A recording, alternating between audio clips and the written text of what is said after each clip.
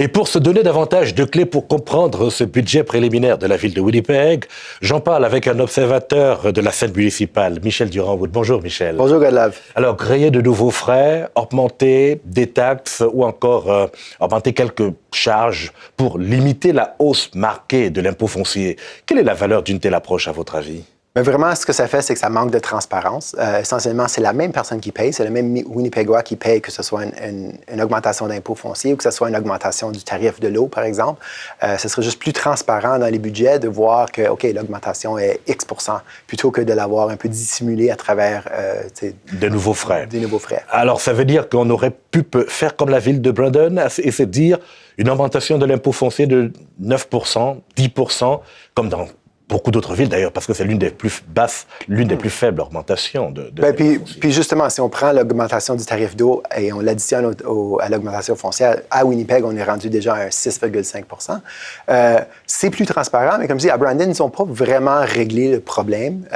Tout ce qu'ils ont fait, c'est qu'ils ont, dans la tarte, disons, où on détermine est-ce qu'on coupe des services, est-ce qu'on néglige l'infrastructure ou est-ce qu'on augmente les impôts, ils ont juste attribué un plus gros morceau de la tarte à l'augmentation d'impôts, sans se poser la question de pourquoi est-ce qu'on n'a pas assez d'argent cette année.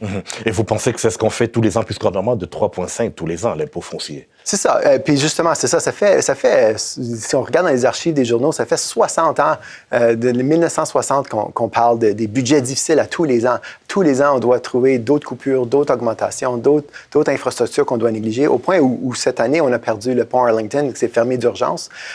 C'est rendu à ce point-là. Ça fait des décennies qu'on parle de budgets difficiles, sans se poser la question de pourquoi on doit faire face à ça tous les ans. Mais il y a un maire qui a tenté une solution pour les budgets difficiles, Brian Bowman, qui pensait avoir une taxe sur le développement, mais les développeurs ont eu raison de sa politique en cours.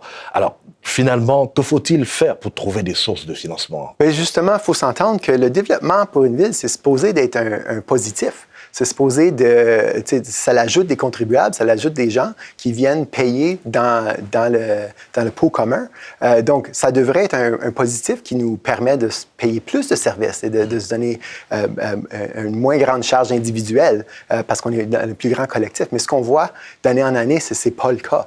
On a réussi à une forme de développement qui coûte plus cher à produire qui rapporte à la ville. Donc, d'année en année, ça remplir la situation. Mais dans le cas de Bowman, c'est que la ville ne peut pas créer de taxes, en fait. Est-ce qu'être à la remorque de la province ou du fédéral n'est pas un blocage pour l'épanouissement de ces villes? Bien, ça l'est un peu, mais encore là, ça n'attaque pas encore le cœur du problème. C'est que si on se dit que le développement ne paye pas pour apporter des gens, rajouter un frais pour que ça se paye, ça n'attaque pas le problème de dire pourquoi est-ce que ça se paye pas. Parce qu'il y a un temps dans l'histoire de l'humanité où les villes, ça se paye. Puis même dans le monde aujourd'hui, il y a des villes où ils réussissent à payer leurs frais. Et que devrait-on faire concrètement?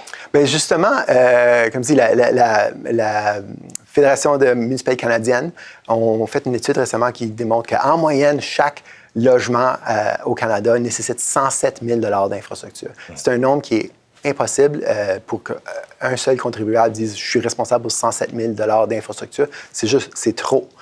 Mais on s'entend que c'est une moyenne. Puis ce qu'on voit, c'est justement, à Vancouver, ils ont fait une étude qui ont démontré que un développement qui est fait avec plus de densité de maisons d'habitation multifamiliales, usage mixte avec des entreprises mélangées dedans, ça nécessitait de 5 à 9 fois moins d'infrastructures par unité qu'un quartier de maisons unifamiliales. Donc, si on s'entend que, tu sais, on ne parle pas nécessairement de 10 fois moins d'infrastructures, mais même si on parlait de 5 fois à 6 fois moins d'infrastructures, c'est beaucoup moins de coûts qu'on a à apporter. Plus loin que ça encore, quand on regarde le budget d'opération, les services, la ville d'Halifax a fait une étude qui a démontré que apporter les services à des quartiers de maisons unifamiliales coûte environ 465 $ par année par personne à la ville. C'est un coût net.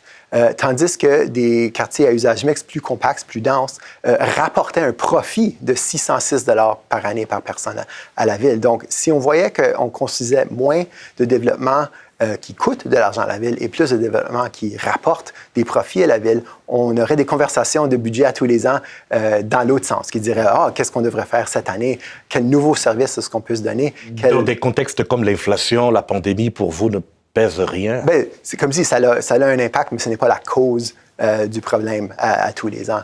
Comme dit, ça fait 60 ans qu'on fait face au même problème à tous les ans. Mais Michel Durand-Wood, est-ce que vous dites que la ville de Winnipeg n'a pas la bonne expertise depuis 50, 60 ans?